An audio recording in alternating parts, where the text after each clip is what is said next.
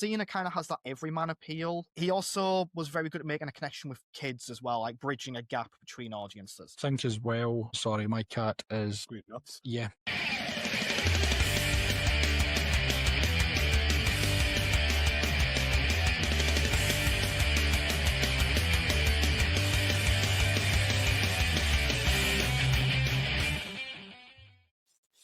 All right. Good evening, everyone, and welcome to actually the final OCAST of 2025 to be recorded.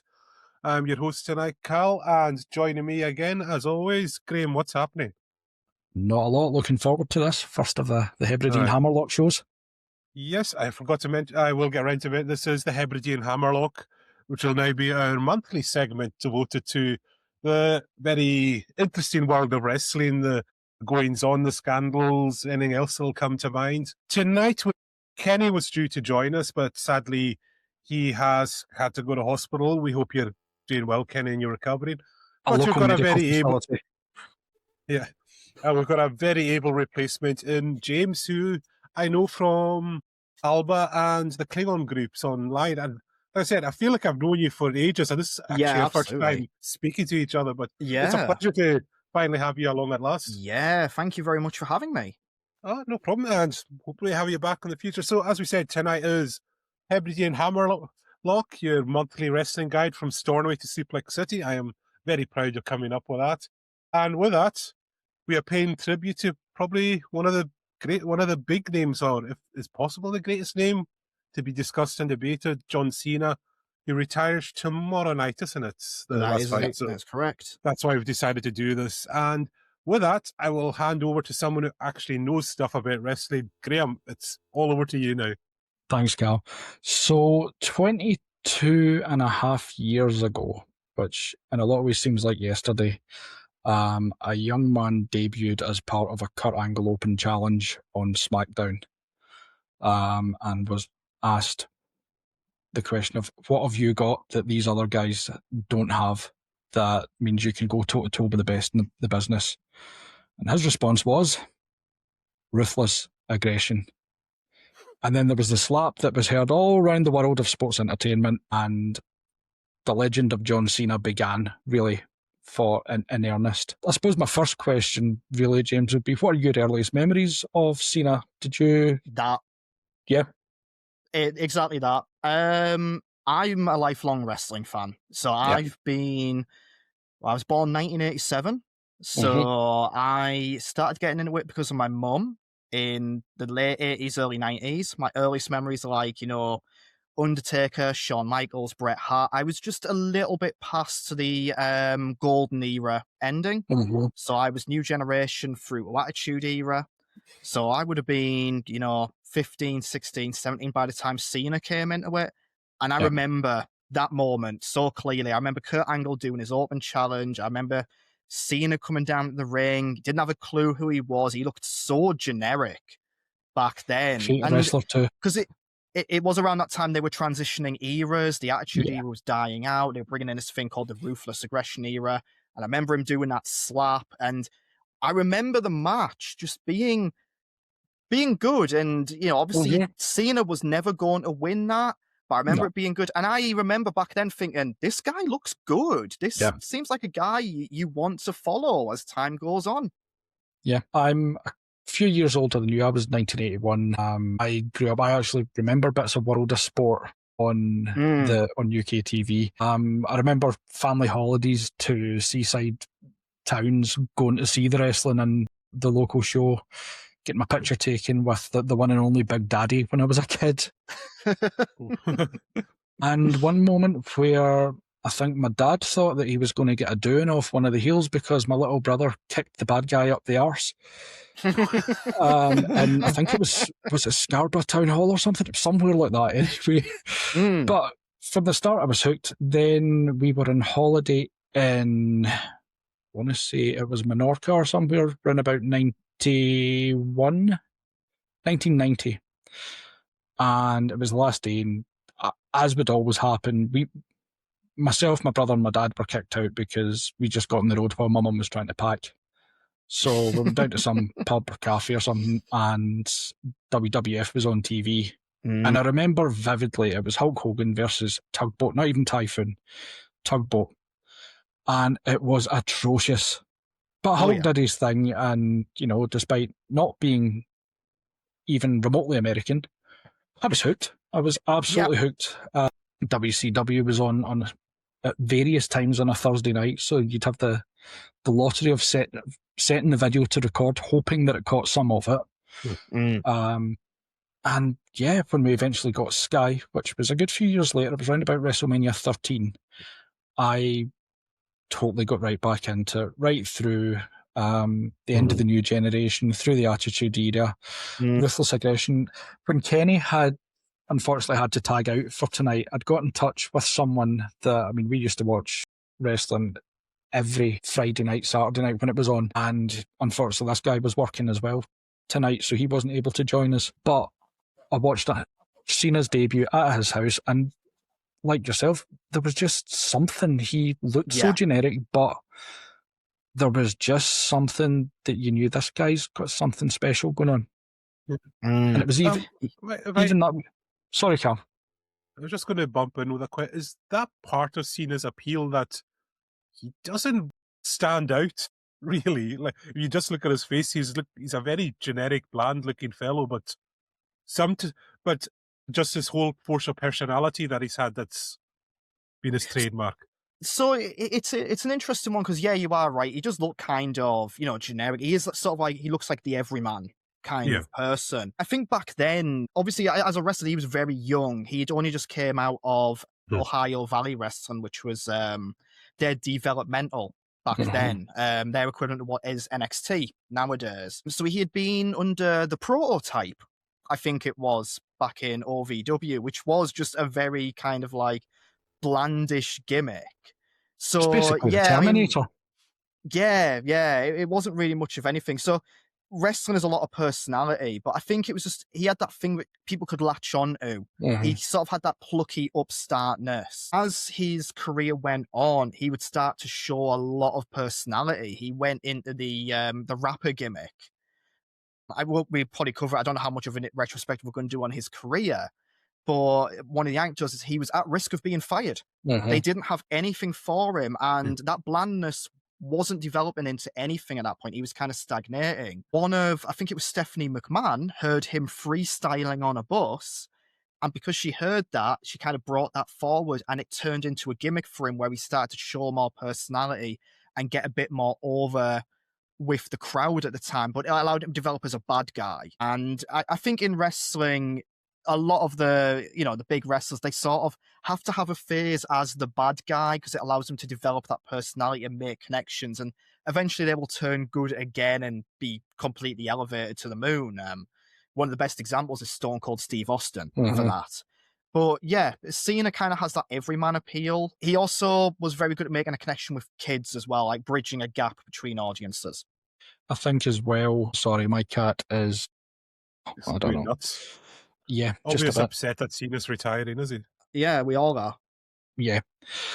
But I think like you say, Cena with kids, his Make-A-Wish stuff is another part, and we'll probably come back to that as well, but he's an absolute machine. He's clearly one of the nicest people, regardless of what David Otunga said today. He goes out of his way, above and beyond for the fans all the time. Also, is he one of the few that's refused to go to Saudi, isn't he? No, he has been. He's been a few times. I think at first he was refusing. Yeah. There was something about him refusing at first, but I think he did go over there. It's a very awkward subject as a wrestling fan because I'm kind of like very much would rather them not do that whole stuff because it is a bit, it's a touchy subject. I'm not going to get into that here because it's not the avenue for it. But I do kind of see a potential for them to invoke change or positivity when they go over there, but it's a very slight, like 5% compared to 95%. But yeah, I think he was reluctant at first. Yeah. But overall, like from what I've read, it's like it's one of the few wrestlers he's not had any scandal or controversy as such. Like nothing that would totally sully the name. Not like a Hulk Hogan or Ultimate Warrior. I'm just going to admit, he seems to be, for lack of I know it seems weird to say it, but he seems to be what he is. Yeah. Mhm. You know, he seems No, to be a genuine man. he's done a hell of a lot of good. He, like you say, he's gone out of his way to do the Make-A-Wish, the charity stuff. There was that story over the pandemic about, was it pandemic? It was a family who had to move or something, and they had a disabled child, and Yeah. in order to help them, they said John Cena was going to be there, and obviously, you know, there's no way they could have promised that. He heard about it, and he was there. Yeah. He done that, and that's just like, you know, Hulk Hogan wouldn't have done that. No. Well, Hulk Hogan's lied about doing Make-A-Wish for stuff, I've heard. Hulk Hogan lied about doing like 400 days of wrestling in 1 year. But yeah, Cena just seems like a very stand-up guy. Bret Hart would have called him a jam-up guy back in the day. So in terms of Cena's career, I've taken some very, very brief notes ahead of this, and I was looking, I mean, his first month, he lost to Angle, but he looked awesome doing it. Mm-hmm. He then had quite a few back and forths with both Christian and Albert before he moved on to a feud with Jericho. He had no chance, did he? Poor Albert. The man responsible for many of the favourites through NXT these days. So yeah, no, absolutely. Yeah. And then he got probably the biggest rub in that his first month he ended up teaming with Taker as well. But then the second month, or third month, from September onwards, there was quite a bit of a downturn. Like you said, it was that very, very sudden change from coming in really hot to bumped right down the card and on the verge of being fired. He was losing, trading wins with Kidman on Velocity at one point. Yeah. And I want to say guys like, was he feuding Johnny Stamboli a wee bit as well, Johnny the Bull?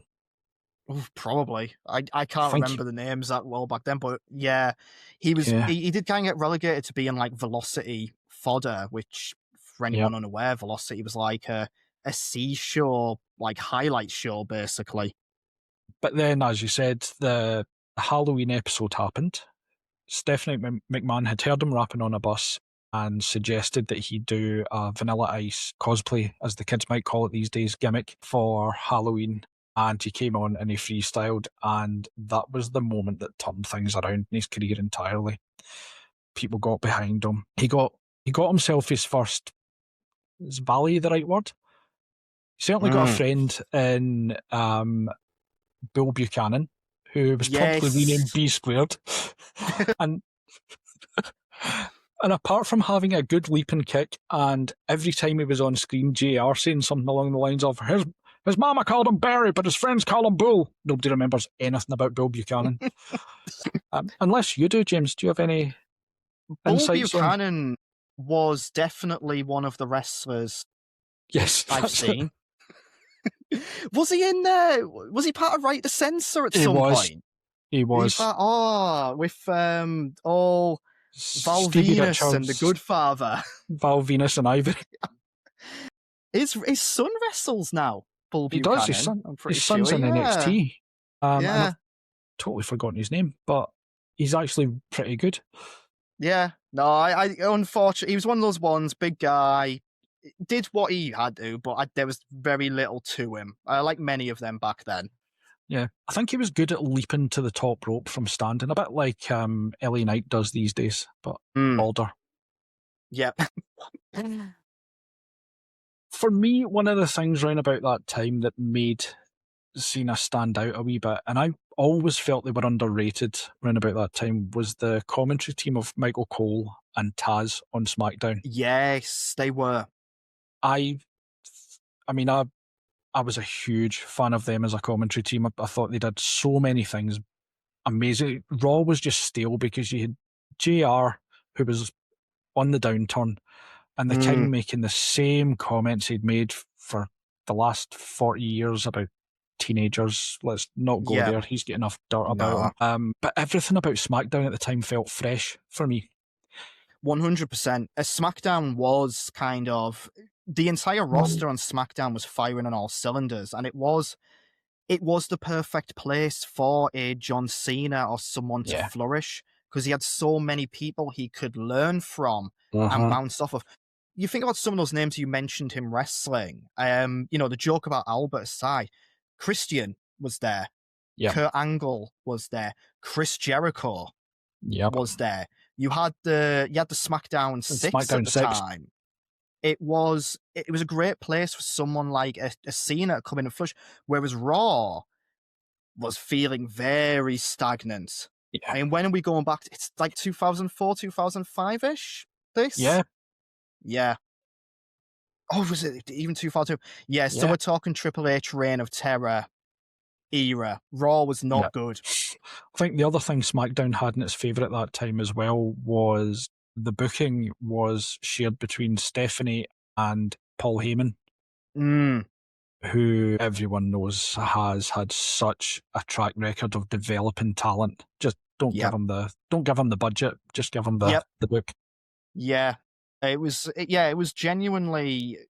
I think when I was younger, around wrestling forums at the time, everyone was just talking about how much better SmackDown was and how much it should really have been the primary show. And like I say, it was a perfect place for a young star to flourish. And I think that's why Cena potentially took off quicker. Yeah. Whereas some other people, like, on Raw, you had Randy Orton coming through and he was pushed straight up there. But Batista maybe took a little bit longer to mold because it just maybe wasn't as good for him to flourish there as SmackDown was. Yeah. I think as well with that, probably around about that time, I'm sure that Cena had a few matches with Batista when he was the Deacon. To Reverend Devon. Yeah. Oh, God, yeah. I totally forgot that he had that gimmick for a time. Yeah, because that as well was rolling back what they'd done in OVW, where Batista was Leviathan. Yes. And he would literally videos of him emerging from the river as part of his entrance. But his rise wasn't as quick. When I was looking, his rise wasn't as quick as we actually remember it. So the first kind of big standout moment for me after that was jumping ahead to January 2003 for the Royal Rumble, and he was rapping his way to the ring for his entrance in the Royal Rumble match. And that was where you, for the first time really, you were starting to hear that pop from the crowd when he did appear. What did you make of his rapping? I mean, some of it, to look back on now, isn't exactly what we would call politically correct. No. It was entertaining. It had the crowd involvement. Nothing really comes to mind as any particular anecdote, but it was always like he always got you on board. He always entertained you. And I think what he was good at doing as well, and obviously this comes down to the people he wrestled. He was very good at allowing his opponents to bounce off of him where necessary. And the things that stand out isn't necessarily John Cena's rapping, but it's the rap battle between him and Kurt Angle. Yep. Because them two would bounce off of each other really well. Yeah. Funnily enough, one of the things that I had thought about in terms of him rapping was actually a full year later at Royal Rumble 2004. And he was rolling it back with Christian, who at that point had his second, Tomko. God, yeah. He was another wrestler. Yeah, who we saw. Yep. But it was just that moment of Christian and someone who can do absolutely everything. Christian turned to Tomko and said, "Hey, Tomko, give me a beat." And Tomko just went, "No." Yeah. But Christian rapped anyway. They used to pull that referee into the ring as well to do like the beatboxing. Because that was the one I always remember with the Kurt Angle one. That is just one of my favourite moments. Oh, yeah. I remember... Go on. No, please carry on. I think one of the other ones that always kind of sticks out is just sort of, when he was in that gimmick, you really didn't like him, but they did elevate him so quickly, because I remember him coming down to the ring and rapping against Big Show and Brock Lesnar. Yep. And downplaying their match, because it was like Big Show, Brock Lesnar, and Kurt Angle were feuding. Yep. Cena came in and interrupted it and said, "You're not the main event. The real main event is Undertaker, John Cena." And it was just sort of, you saw with the rapping the confidence growing and his ability to interact with these heavy hitters at the time and these veterans of the time, to be, standing toe to toe and interacting with the likes of Big Show, Kurt Angle, Undertaker. Brock was still a little bit young at that time as well, but he had taken the business, like a fish takes to water. Yeah. And, in terms of influential on each other as well, Cena wouldn't be where he is just now without Brock Lesnar. Yeah, absolutely. Because for those who are a bit younger, the Attitude Adjustment was not always called the Attitude Adjustment. No. Back in the day, the Attitude Adjustment was christened the FU, and he first used it against Brock Lesnar as a response to the F5. Yeah. But what I was going to say, speaking of Rumbles, have you seen Ready to Rumble? I have not. Okay. I've avoided it. Cal, I think this should be a future watch-along episode for anyone who's interested. Ready to Rumble is absolutely wonderfully awful. Right. It's very quotable. So this is the movie that stars David Arquette and Oliver Platt. I don't know if it was co-funded by WCW, but a lot of their talent appeared in it. But one of the extras in the background is a young John Cena. Okay. I didn't know that. Yeah. That was one of his first appearances. Yeah.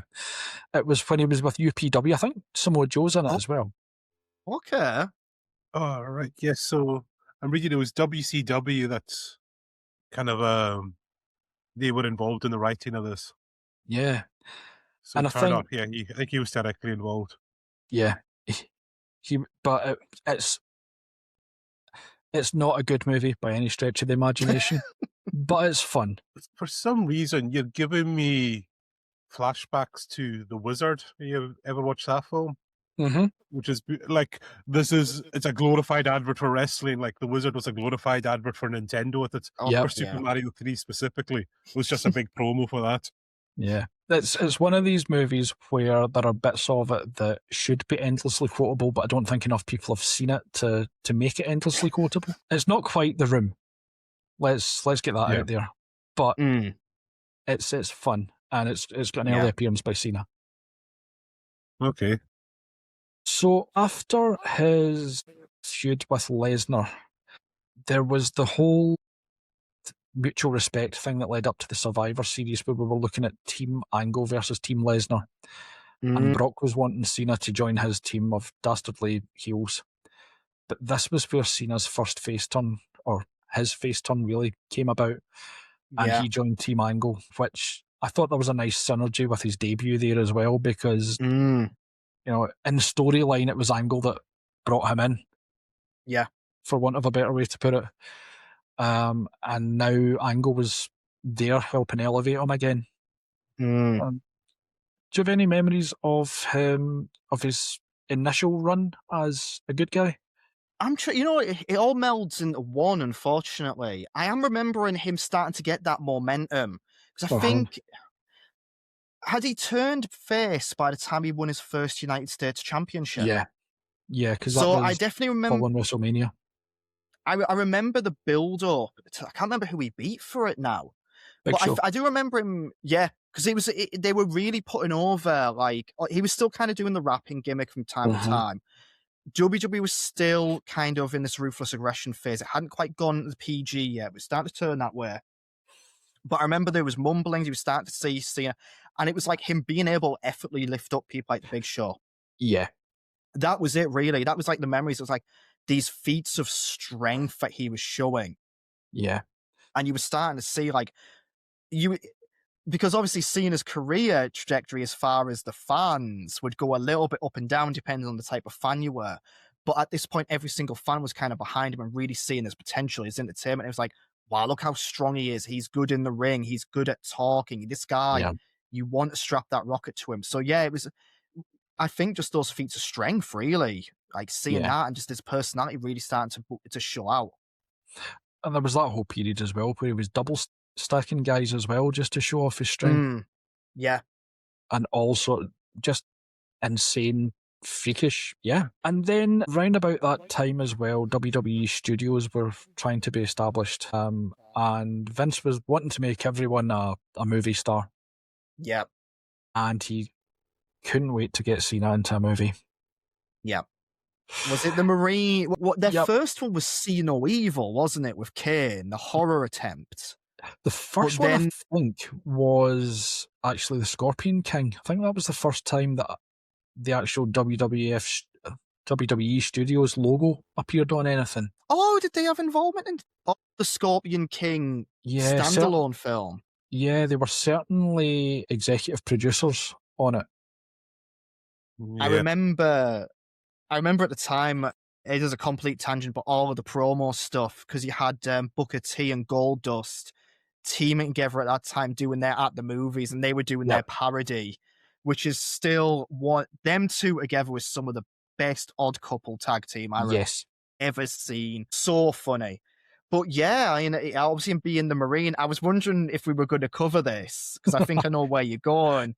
The debut of Carlito. Yes. And how they wrote John Cena out of storyline for a bit. Yep, and for those who don't know, John Cena was written out of the storyline because he was stabbed outside a nightclub in Boston by Carlito's associate. Jesus. Who I don't remember much about Jesus other than he stabbed John Cena. They had a match when John Cena returned from making the movie, and then he disappeared, never to be seen again. I feel like somewhere in there he was managed by Vicky Guerrero, but I might have just had some sort of fever dream about that. Possibly. I can't see. I'm looking up his career, and I can't see anything that he might have done since 2013. Okay. There you go.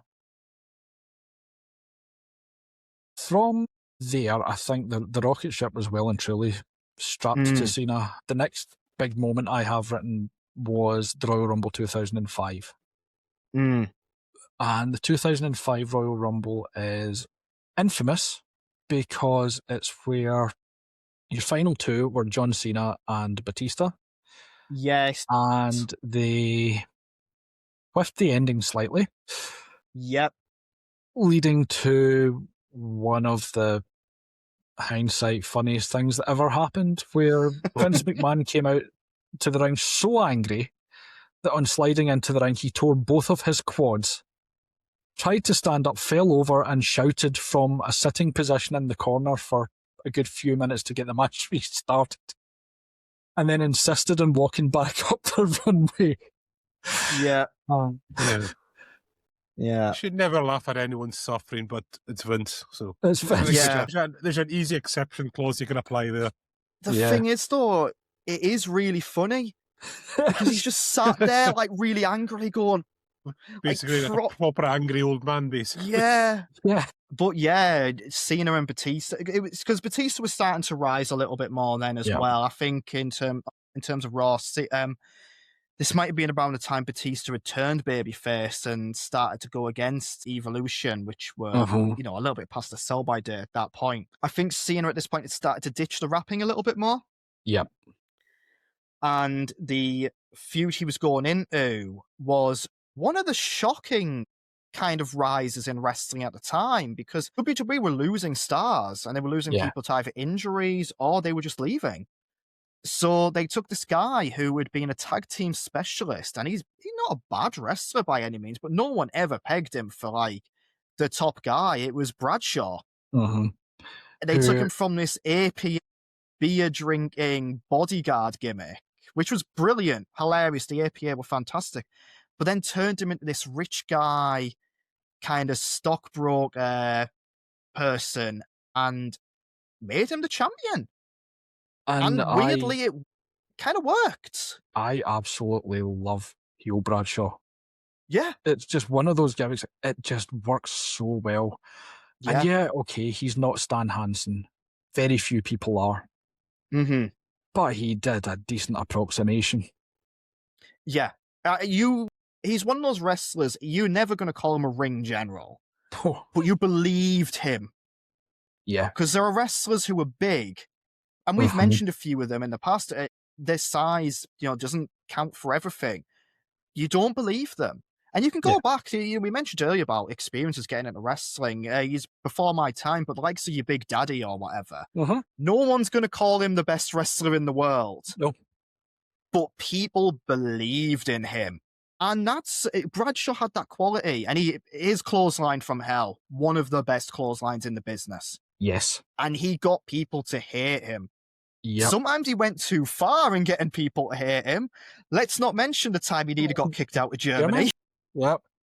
Yeah. Even, I mean, we'll come on to the second one of it later, but the hatred for him during that first ECW One Night Stand. Yep.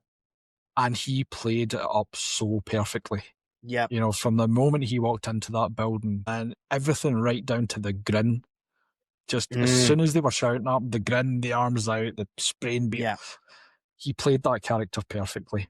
Proper old school 80s wrestling mentality. You know, these people are going to hate me. These people are going to riot if I win. I want that. You know, it's like, you know, the sort of thing like Jim Cornette and the Midnight Express or the Rock and Roll Express would have wanted back in the day, that sort of thing. Yeah. But yeah, obviously we've come to Cena going towards his first title victory. And I think this is where the PG-ness started to come in. And this is where I started to notice some whisperings of people maybe starting to turn against him a little bit. Yeah. His WWE direction was changing. Yeah, and that was very much put on to, well, this is clearly Cena's fault. Because yes, it was very unfair.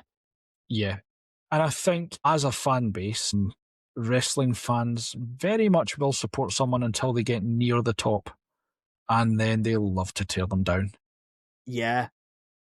So it's time for Cal to run back his promo about people on the internet love nothing more than to hate the thing they claim to love. Yeah. It's, well, we're all members of fandoms. I think, James, we've kind of experienced this. We've been in some Star Trek chat rooms. Yes. And the second we mention a certain word, Discovery, it explodes instantly. Like, I think I was in that Discord with you, and we were trying to have just discussion about it, but people just, no, you have to listen to me rant and about how awful this is. So I get where you guys are coming from. I have had it at conventions. I went in a Star Trek I went in a Discovery uniform to a convention, and the guy couldn't wait to tell me how much he disliked it. And I just thought that's not appropriate. And I'm a huge Neon Genesis Evangelion fan, and I cosplay Shinji, and I've cosplayed a male version of one of my favorite characters, Oscar Langley Sawyer from it. And then people again gleefully tell me I don't like the new movies. Like, telling me for? But it's an awkward internet effect because people are more likely to say something about the things they dislike than they are the things they like, and people do turn against this. You see it now. People, when Cody Rhodes came back in WWE, people were like, yeah, push him. He needs to be the champion. He needs to be the one to defeat Roman Reigns. As soon as he won, Cody's boring. Oh, he's rubbish. He was never good. What? You were just praising him a minute ago. I think where we will see it probably in about 18 months' time is Dominic Mysterio. Yes. Because right now, when we were talking earlier about Cena's rise as the bad guy, all I could think was the closest modern equivalent I can think of that is Dirty Dom. Dominic is brilliant. I have completely 180'd on Dom. See, when he came in, I really couldn't stand him. He was green, he wasn't good, he was there, but he has taken to it so well. And much like that JBL, he's got that old school mentality of, you guys can hate me. Here's what I'm going to do to have you hate me. Yeah. And, he was roughly where I was going to end talking about Cena on tonight. But no, we're not wrapping up now. No. But Cena did for Dominic Mysterio what I think JBL did for Cena by putting him over in a way that was true to his character. He could have lost clean, but no, he had to get a kick in the nuts, and the multiple cheap, overbooked finish, it was glorious. I loved it. The other notable thing about the WrestleMania 21 JBL was the seeds of a future Cena rivalry with the first appearance on main WWE TV of CM Punk, who was one of the gangsters on the car.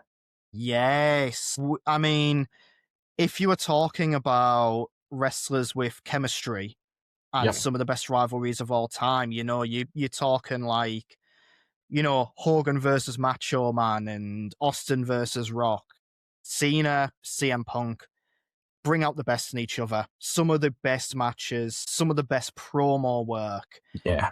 Absolute. When I saw them, when I saw the promos earlier this year between the two of them, just still chills from it. Yeah. They are just so good at bringing out the best in each other. And, I remember clearly the pipe bomb promo. Yep. Cena gone through a table, CM Punk up there calling him out. And it felt like, because I was part of that internet crowd who was like, I'd kind of started to turn on Cena. It wasn't that I had turned on Cena. I was always kind of like a little bit, well, it's not his fault, it's the booking. Yeah. But I was very much in that mindset of, I know WWE has to be PG now. Mm-hmm. I don't mind them being PG. I understand the reasoning. I don't want every match to be blood and gore. I don't want every match to have swearing or whatever. Looking at you, Dean Ambrose / Moxley. At the end of the day, WWE's always advertised itself as family friendly. Yeah. It has always done that. Yep. It flirted with, this R rating stuff with the Attitude Era. But if people don't like the fact that it's PG, they don't have to watch it. And they shouldn't really complain, because you should have things for everyone. Yes. But it was how they would do it. And we go back to the example of JBL. It was like, you can be PG, and part of what really hurt it was Cena writing on JBL's limo, JBL is poopy. Yes. It's immature in the complete wrong way. You didn't have to go that kiddie, that puerile, really. Yeah. And that was sort of what was I think that was where the frustration was coming from. And then CM Punk cut that promo, and it lit a fire, because it seemed like this was a turning point and things were growing up a little bit more, but still remaining PG. And you could see it lit a spark with Cena as well. Yeah. And I think in terms of characters, they were. And, possibly off screen as well, from what we know about both guys, they're polar opposites. You've got Cena, who is the ultimate company man. Yeah. Does whatever, will do whatever, fans first, blah, blah, blah. Punk, total rebel, voice of the voiceless, doesn't care who he upsets when he speaks, here to make money, not friends. Yep. I think it was just lightning in a bottle. Again, like those classic rivalries that you mentioned, and it just worked and still works. And it's two guys you could just hand them a mic and give them an hour and let them just have a promo battle. It would be amazing. And I think we have to. It's worth mentioning as well that, correcting me if I'm wrong, but I'm pretty sure with that Cena CM Punk match at Money in the Bank was WWE's first 5-star rated match from old Davey Meltzer for the first time in a hell of a long time. Yeah, it was. And and for Cena, who it's very hard to talk about who is a good wrestler, because ultimately it's scripted entertainment. Yeah. And there was certain ways to do a match. Cena is not a bad wrestler, but Cena has what people might call a limited move set. And because of his style, it's not always the most entertaining to watch when you compare it to someone like a Rey Mysterio or a more technically minded wrestler. And I can't think of any technically minded wrestlers at the moment except for Thank you. You've saved me. Yeah. But Cena had charisma, and he could put on a good match. But no one would ever expected a 5-star match from Cena. It was reserved for people like Danielson, for people like nowadays a Kenny Omega, part of the AEW roster, who are work rate and fantastic wrestling wrestlers. WWE's transformed now as well in terms of that, but you didn't expect it from Cena. But Cena, CM Punk brought everything. Brilliant match, brilliant chemistry, promo work, absolutely top notch. The whole story, emotion, everything that wrestling should be encapsulated in one microcosm. Yeah. I think it's quite interesting, though, because when you look back at all of historically the biggest draws, the top guys, so you're thinking Hogan, Dusty Rhodes, Cena, Rock, Austin, Taker, all of these guys, none of them were what you would call outstanding wrestlers. No, it's connection. Yeah. Takes us right back to where we started with Cena, that there was just something that made you connect with him as a person. Different to what the guys before had, different to what the guys after have had. So that unique charisma that's particular to him. Yeah. It's an it factor. To use a cliche that I'm not always fond of, but it is just a magnetism that people have. And I think just the way he came out on that initial debut, the confidence, the stepping right up to someone like a Kurt Angle, and to yell that ruthless aggression, you believed him. Yeah. It was a 2-word promo, but you believed. Yeah.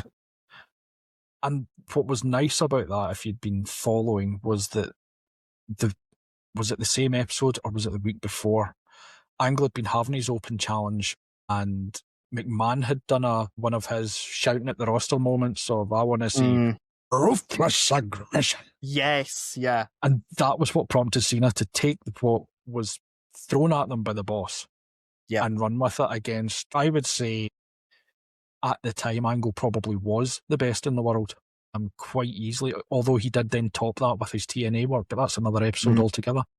Yeah, no, absolutely. You're not going to get much better than, Kurt Angle's in the top there for being the all-around package wrestler. Yeah, and in such a short space of time. I was just going to ask you guys, am I right in believe John Cena's never really done any sort of very questionable storylines, like morally dubious ones? His storylines have always been... Depends on your view of Zack Ryder. Yeah, because his run kind of came as WWE was transferring to PG, there's nothing really ultimately questionable. The Zack Ryder stuff, he did kiss someone else's girlfriend. So that was a bit weird. Story? Yeah, is a bit. It was a bit weird. We never really came back to that. Yeah. For me, the Zack Ryder thing, it was Eve Torres that he was with on screen, and Cena kissed her, and then Ryder complained, so Cena pushed his wheelchair down the stairs. Yeah. But that's about it. Yeah, again, because of the PG nature of it, they've never really pushed anything too morally dubious. They got hammered pretty hard. Sponsors were pulling out left, right, and centre towards the end of the Attitude Era, so they had to make these dramatic shifts. Yeah. And round about the same time, of course, you had the whole Benoit thing as well, which meant it leaned even further into the family-friendly company. A bit by that one, Yeah. Which in a way led to Cena cutting promos where he's talking about mustard, fudge, and donut. Yeah. And I'm stop it. Yeah. The next things that I had noted down were after Cena wins that first world title, that's where you get the champ is here, first and foremost. Yeah. Which has persisted. But also the introduction of the spinner belt, which at the time I absolutely hated. I really did not like it. But then they've introduced uglier belts since. Yes. So. I was literally going to ask James, is it because the belts since have been uglier, or is it nostalgia making everything look a bit better in hindsight? It's a bit of both, isn't it? The one thing I liked about the spinner belt is, here's the thing with the spinner belt, is as it was brought in, he was transitioning away from the rapper gimmick. So it started to make no sense for him, because he was becoming the Marine character that we know now. You know, the one that's on my t-shirt, the saluting, the rise above hate, the hustle, loyalty, respect thing. So the spinner belt kind of made no sense in context. But what I did like about it is how other wrestlers, as they feuded with him and won, if they'd win the title from him, they would turn that into their own gimmick in a way. Yep. Yeah. I think The Miz actually did it so well because he insisted on flipping at 180, so it was an M. Yeah. That title reign, though, came to an end with a Money in the Bank cash-in, which led to another one of Cena's all-time rivalries with Edge. And I think that was that Elimination Chamber that Edge cashed in? I believe it was. Because I might be remembering wrong, but I'm pretty sure Edge had lost earlier in the night. Mm-hmm. He Because had. I think he might have lost to Matt Hardy. I think he did, yeah. And then I remember it got to the end of Elimination Chamber and Cena had won, because this is when people were really starting to turn against Cena, because it was like the Super Cena, lol, Yep, Cena Cena wins wins meme. That was also, I think, the first time that I remember there being the "Let's Go Cena, Cena Sucks" dueling chants Yeah, that night. yeah. And it was very much at Divide. It was like the adult audience was kind of like, we want something else here, but the kids were really on board. The kids and families are really on board. And it was, you know, it was very sort of like divisive. What Cena was really good at, and I think this is, in a way, this kind of drove the people who didn't like him to make it more of a fun thing. He ran with it. He acknowledged it. He went, hate me. I don't care. Mm-hmm. I'm still good. I'm going to be me. I'm going to be unashamedly be me. Yeah. And I'm going to own this. And he did. And I think even the people who kind of went, oh, I don't like him, they went, oh, no, I respect him. Yeah. I But think that pop when Edge came out. Yeah. I remember that. That was insane. And I mean, but for someone who has had such a storied career, Edge is just another one of those all-time rivals for him. You know, there's probably 4 people that I would put as Cena's main rivals. We've spoken about Punk. We've spoken about Edge. There's another couple that I'm sure we'll come to, but they're the ones that come to me. You think Cena, his matches, his storylines, they're the ones that I keep coming back to. Thinking about him unashamedly being him, it actually takes me on to One Night Stand 2, where he was facing hometown favourite Rob Van Dam in the ECW arena. Yeah. In front of the ECW fans, where it was literally signs saying, if Cena wins, we riot. The crowd were so rabidly anti-Cena, and he went into that. He wrestled very slightly differently. He did wrestle more of a heel style in that match, which I'd actually went back and watched it, and there were just little things that were a wee bit more aggression in certain things compared with how he would normally do it. And that's the thing. I mean, with wrestling, we talk about the connection. We talk about how they work in the ring. And to use an example, Hulk Hogan had very limited moves when he was a WWE wrestler. Yes. You watch him in Japan and he's very different, because he knew he had to do something else to make a connection with the crowd, or to do it to achieve a certain goal. And I think Cena was the same. He knew what he needed to do to have that connection with the crowd wrestling normally. But he still was like, no, I want to make a different connection. These guys hate me. I'm never going to get them on my side. I'm not even going to try. So I'm going to play into it. You know, I'm going to be what they think I am. Yeah. Again, thinking about him leaning into things that the crowd talk. There was that whole bit a few years back where he talked about unveiling a new 6th move of Doom. Yeah. And was it a back fist or a back elbow or something? It was basically something like that. Yeah. It was so underwhelming, and it was amazing. In fact, it would have fit so perfectly in the most recent heel run where he was out to ruin wrestling. Yes. If he'd cut a promo where he said, you know, actually, y'all have been saying for years that I've got 5 moves in, but I'm going to give you a 6th move of Doom. You'll see it tonight.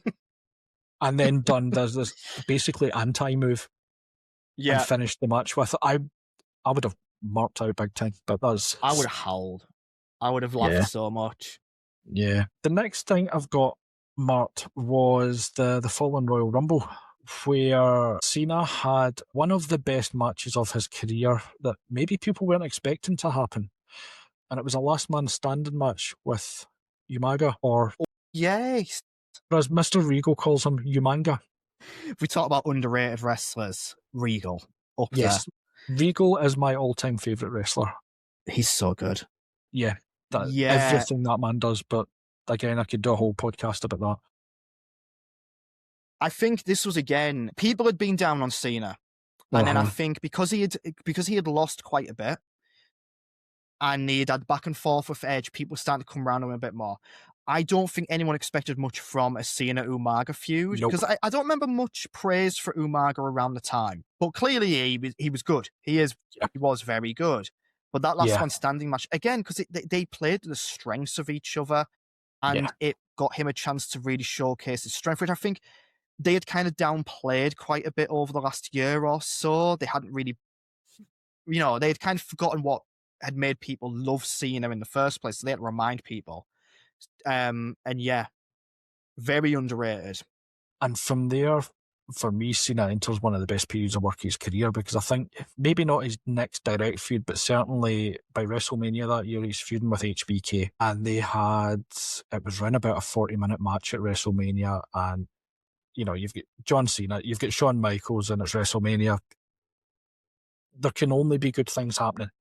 Yes. Was that the one? I'm trying to remember which HBK match that was. That wasn't a main event, was it? No. Was that the one where they were basically told that you were going on fifth, so they both got a bit of a chip on their shoulder and went, right, we're just going to have a really good match? Pretty much, yeah. I mean, Shawn Michaels, you can put a mop in the ring. You can put me in the ring with Shawn Michaels and it'd probably be a good match, But yeah, I remember, again, the build up to it, Shawn maybe playing a little bit heelish again. Not too much so, but...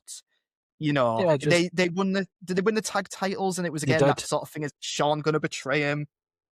Can they coexist? Yeah. As usual. No, classic WWE trope. And that as well, did that lead on to the Raw match from London? And it was one of the best matches in Raw history. Cena versus Shawn Michaels. Did that get a 5 stars from Meltzer? I don't know. Might actually fact check that one. There's a few HBK matches that should have gotten 5 stars, arguably, but didn't for whatever reason. Which I'm sure Shawn isn't bothered about. He's Shawn Michaels, considered to be one of the greatest wrestlers of all time. But it very well could have done. But again, it was like one of Feuds. They were magical together. Yeah. They absolutely were. I'm looking at it just now. No, Meltzer.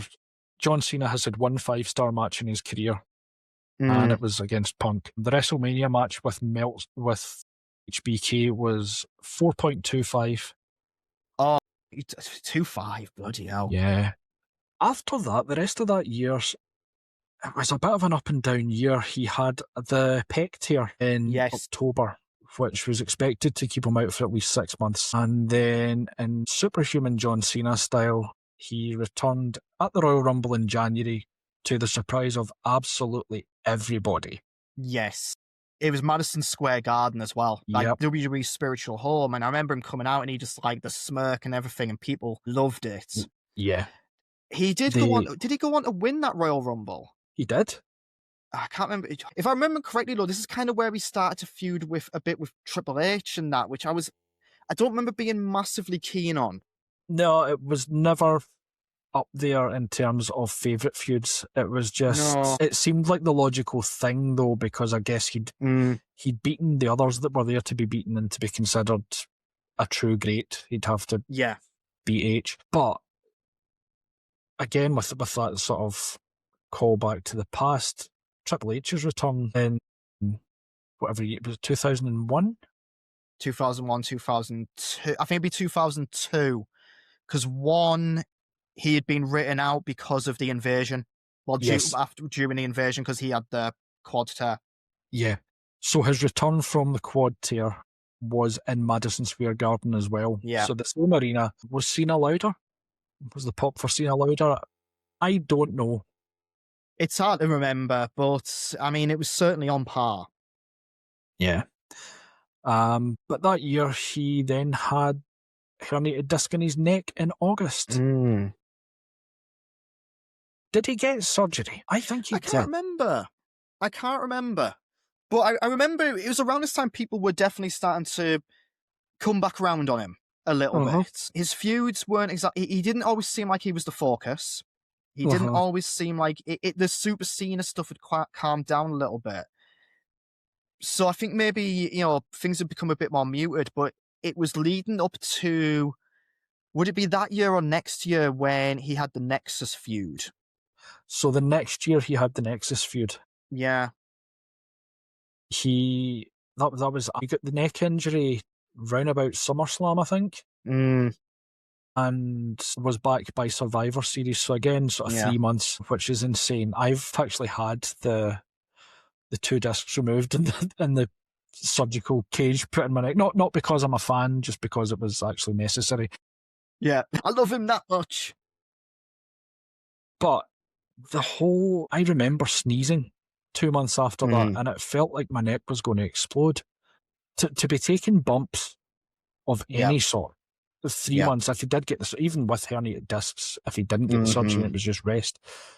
It's insane. I think the next thing I remember with Cena was I'm sure this would be next in the timeline, but it was the TLC match or the Tables, Ladders and Chairs pay-per-view match with Sheamus. Yes, that was a shock. Was that a botch? Or was it supposed to look like a botch? I think it was meant to look like one, but it was definitely a shock because I think no one had really expected, like, Sheamus had came in through the ECW that they tried to do at the time, and he was clearly in line for stuff because I think it came out that he had been training with Triple H. He's a favourite of Triple H, so that got a bit of standing. And when he won, you know, people were kind of like a little bit shocked. And again, it took the gleam off of the Super Cena stuff because we were starting to see him become a bit more vulnerable. And Sheamus, I think, a very underrated wrestler. Yes, very much so. I remember going to go see WWE around, it might have been before, after this, but I do remember going to go see him. And one of the reasons, you know, I remember taking a Sheamus sign. It was, and it said Sheamus fears me because that was like pure pale white Sheamus, no tan. Yep. Sheamus is one of, again, he's never going to be your greatest technician in the world. No. But in the Hogan era, Sheamus would have been a monster. Yeah. I think just a big guy from another country who is good at beating people up. Yeah. He could have got so much. I mean, he's had an amazing career. He's believable as well. Yes. That's probably what I'm trying to say. Yeah. And in terms of believability, the next thing I'm thinking is the Nexus. Yeah. So, the Nexus, great debut. Absolutely fantastic debut. These young upstarts ripping up everything, ripping everything apart. And then they started feuding with Cena. And we know where it goes. And this is one of the big blips, I think, of Cena's career. And I don't know if it was Cena's fault. I don't know if it was the creative fault. I don't know who was at fault for this. But I do think this is one of the big mistakes in his booking is when he went over the Nexus pretty much single-handedly. Yep. Killing any momentum they had. And you can argue they weren't ready. You can argue that maybe they weren't, you know, that great or whatever. But you've just killed all of their momentum and made them all look stupid, essentially, because they've all just fell down to one guy. And that was a bit more of a resurgence of the Super Cena stuff that I thought we'd been getting away from at that time. And it was, like I say, I think that is one mistake of Cena's booking is that Nexus stuff. I think they should have won. I certainly remember on Jericho's podcast around about the time, both him and Edge talking about speaking to Cena, saying, look, we cannot go over here. We are going to kill these guys. And Cena was the one that sort of pushed it. Well, no, we're going over. That's what's happening. Yeah. We've got Brett, we've got Brian coming back. Yeah. You know, that's the story. So, well, no, you have just killed it. I think the other part of the Nexus that made no sense to me was after that, I think Barrett beat him in a Hell in a Cell, which then the stipulation was that if Barrett won, Cena was forced to join the Nexus. Yeah. Why? They came in to destroy him and everything he stood for. Yeah. Why did they then want him to join just because he got beat? It's a very old school kind of stable mentality, I think, in wrestling booking. Yeah. And it just didn't work. And it was again part of that. And you can't just I can't just blame Cena for that. It is WWE's creative at the time. It's definitely creative. It was just very poor and it killed any momentum. And then with the Nexus, you had the whole new Nexus come in and the core. The core? Obviously, dreadful. Purely dreadful. Not the worst stable of all time. Hello, Retribution. But the new Nexus, would be taken over by CM Punk, which Yep. would take us to the greatest, one of the greatest feuds of Cena's career. And again, I think this was sort of where people started to. They were backing Punk because Punk was the big fan favorite, and there could be an entire episode on the fact that after this feud, Punk got done absolutely dirty. Yep. In He terms should of his have booking been and that. gone for months, but instead was it the following week or the 2 weeks later? It was at Comic-Con. It was and then barely on Raw. any time. Yeah. Yeah. And his booking after, Cena's booking, well, CM Punk's booking, but they, like we said, where we alluded to earlier, they brought out the best in each other. And I think this was sort of like we were starting to sort of see a bit of a downturn in Cena's booking a bit. He was not this focal point as much anymore. He was still high up. Yeah. But you could kind of see maybe things were coming to a head at times. Yeah. But after Punk, I think we got to another big feud that people had been angling for a while.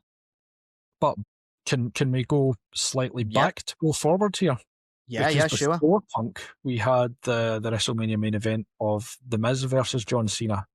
Oh, God, yes. And this was It was setting up the next feud, really. Yeah. So Miz went over Cena in the main event of WrestleMania and retained the title to everyone's surprise due to the interference of Dwayne Johnson, The Rock. Yeah. Damn him. Yeah. I'm just going to put it out there. The Miz, we talk about underrated wrestlers. Yep. He is up there. He is so good. Yes. And in terms of underrated things about The Miz as well, the video package for that WrestleMania, the To Naz's Hate Me Now, is one of my all-time favourite video packages. I watched that again the other week. Did you? It's so good. Yeah. Yeah. And it's just, the whole, all the screens and everything going on, it made it feel really special. And Miz is one of these guys that you could cycle into any role in the card at any time. He's so good at what he does. But the main event seemed to exist to set up the following year's WrestleMania, which is once in a lifetime. Yep. The Rock versus John Cena for WrestleMania. Once 20. in a lifetime. Will only happen once. It is what it is. It's card subject to change and all that. Yep. Yeah, we've been wanting it. We've been wanting The Rock to come back for some time. The fan base had been really angling because we'd seen others come back every now and then, and it felt like The Rock had left with some unfinished business. Yeah. And then he finally did make his way back, and they set up that match with Rock and Cena, who, whether it's kayfabe or not, it did seem like Cena legitimately didn't like The Rock for a time. Was it, I might be misremembering here, and please correct me, was it Rock that had a go at Cena for forgetting his lines in a promo here? It was the other way around, because The Rock had written his lines on his Goosebumps star. Yeah, because I was just, I don't know why, I was again thinking that sort of nice mirroring where Cena then pays that forward to The Rock's family later. But that match, it had no business being as entertaining as it was, because for me it was exactly like a decade before, from WrestleMania 18, where you'd Hogan and The Rock. Yeah. And we wanted it, but we didn't expect great things from it. Yeah. But the crowd, it was about the emotion. Yeah. It was all about emotion, all about spectacle. And when they actually go for it, I don't think anyone matches WWE for spectacle. No, they don't. It's that big thing. Week to week, WWE falters quite a lot. They're not always the greatest, but they create moments that you remember. Whereas other companies, as we know, you will have better match quality week to week, more consistent 100%. Match quality. Fair enough. But any memories of once in a lifetime for you? In fact, just before we do, was the video package for Once in a Lifetime not oddly set to We Are Young by Fun? Yes. It might have been. That was definitely one of the big WrestleMania packages, because I remember getting the album by them. It was actually a banger of an album. It was, in fact, WrestleMania 28, John Cena versus The Rock, We Are Young. Yeah, Yeah. I haven't misremembered. I don't remember the match itself. I'd have to sit down and watch the match again. But I do remember just anticipating it and enjoying it, like saying, getting drawn into it. Yeah. At the end of the day, it's easy to talk about wrestling and debate it and go, oh, that was, move sets and work rate and all that. But I try to just watch it and enjoy the emotion of it. It's just the story. And I remember just being captivated by it because it was this guy I hadn't seen and wanted to come back for so long against the guy who I do like, even if I had issues. I did like him. Yeah. The next things I'd thought about, I think it was probably the next 2 SummerSlams. So, like the Punk match with Money in the Bank, SummerSlam 2013, I think it was, Cena put Bryan over. Yes. Big time. Absolutely sold his arse off for him, made him look like a star. Yeah. And it kind of kick-started the whole Yes movement because that year's WrestleMania, of course, was when Bryan lost to Sheamus in 9 seconds.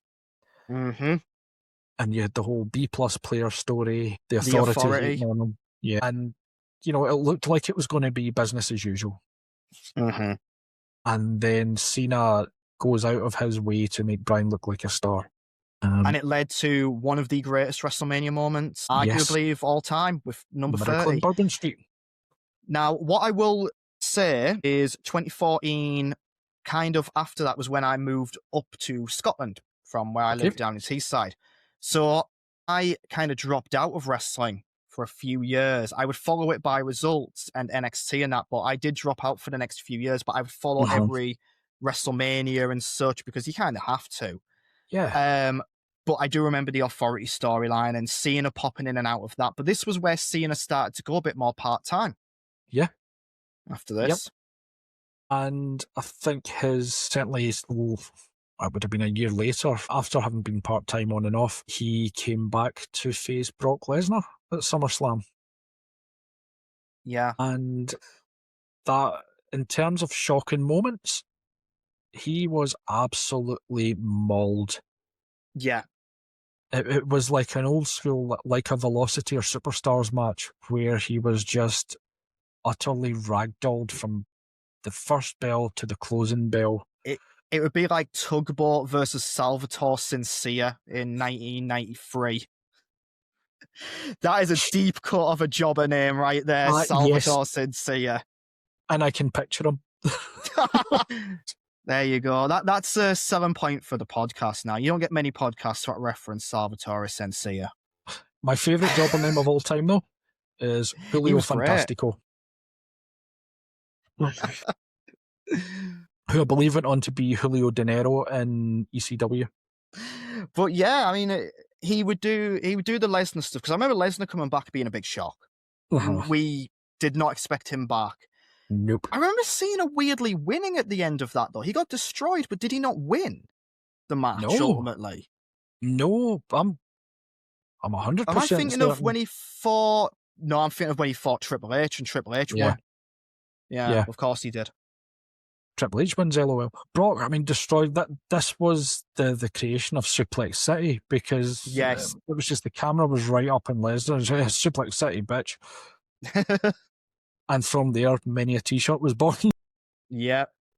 But for all of, we've all criticised the Cena wins, Super Cena stuff. He wasn't afraid to put people over at all. No. Possibly apart from the Nexus. Yeah. And I think one of the things he did do, and, he made people look good in defeat. Sometimes with him, he was winning at the skin of his teeth, and he made people look good. And that would go into the United States title stuff in his latter days of his career. The Open Challenge. When he would wrestle these up-and-comers in the same way that he debuted himself. Again, a full circle moment. And probably the two highest profile, that would be Kevin Owens, who, again, actually, he had a kind of later career really, really good feud with. Yes. And Sami Zayn, who... Yes. Just the most lovable babyface that ever babyfaced, I think. I love Sami Zayn so much. so enthusiastic that he tore his own shoulder in sort of gesturing, taunting on his way into that debut match in his hometown. I felt so bad for him because he had been bigged up by Bret Hart a moment ago and debut match on Raw, but and still had an did absolute cracking match. Yeah. Somebody he should have put over. Rusev, WrestleMania 31. I agree, actually, with that one. Rusev was ready for that. Yeah. I mean, he came to the ring in a Soviet tank. Sorry for the spoilers, Cal, but even just that entrance, I think you'll get a kick out of. It was brilliant. Again, spectacle. No one does spectacle like WWE. Yeah. Do you think that losing to Cena at that time killed Rusev as a character? Because it was his first loss, I think. But I don't know. I don't know if he ever fully... Yeah, Rusev Day became a bit of a meme. But he's never quite hit the heights of where he was before that match for me.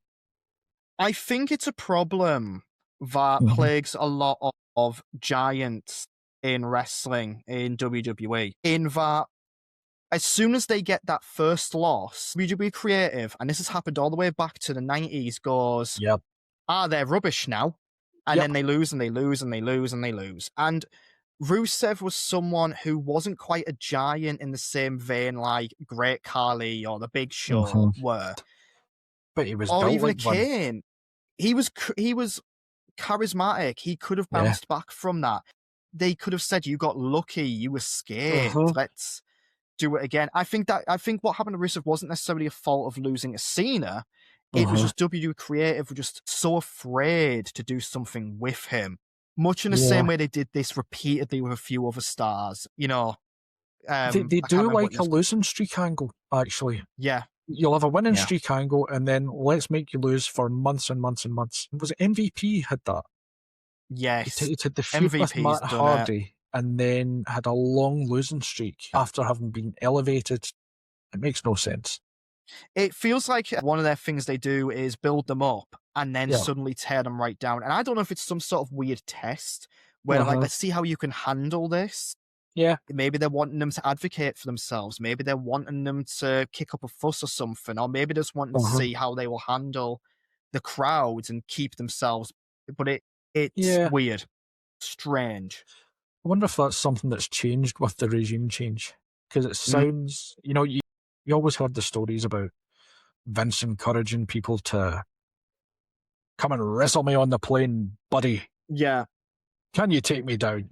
So, well, yes, because you're a roided up commentator, mate.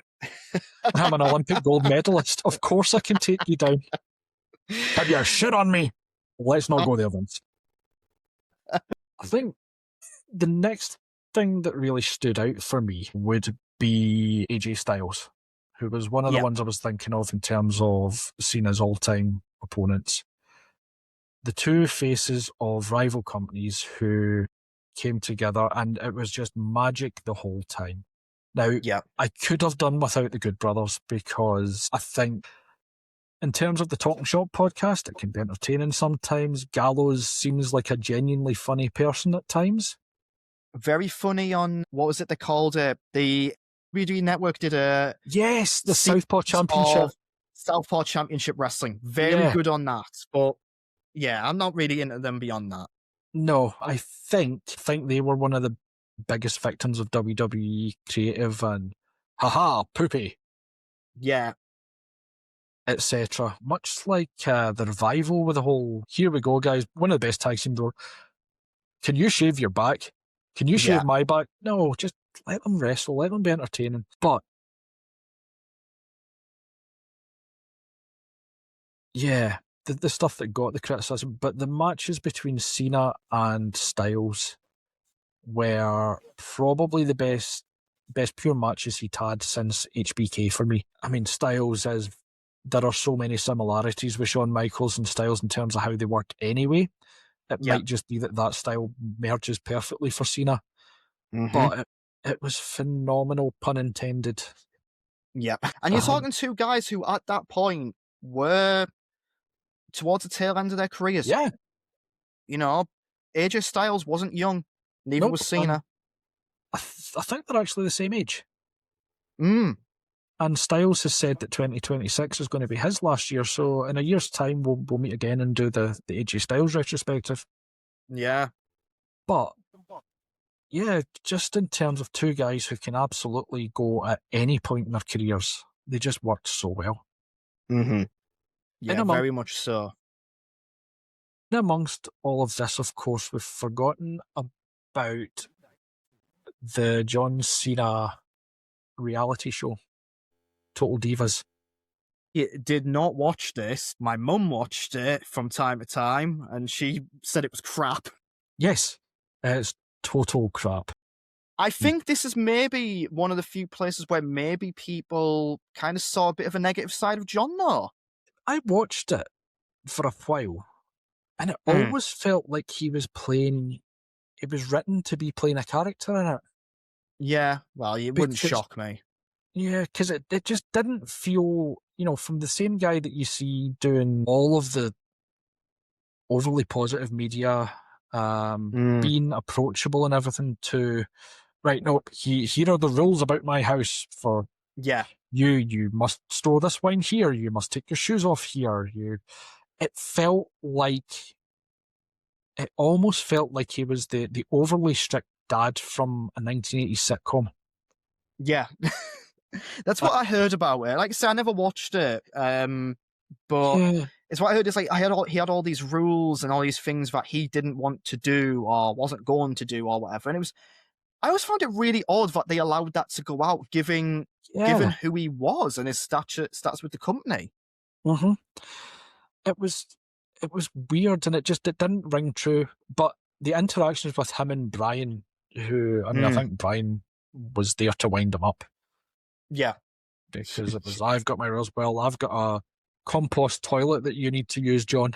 And then the wacky antics of the Bellas and their family and Johnny Ace, and yeah, it didn't show him in the most positive light, but I genuinely felt it was very character based. Yeah, I think a lot of them reality shows they do tend to be. You got to think of a hook, but yeah. Can't think of a worse thing that Cena's done. Can you think of like something that's even more unpleasant to watch?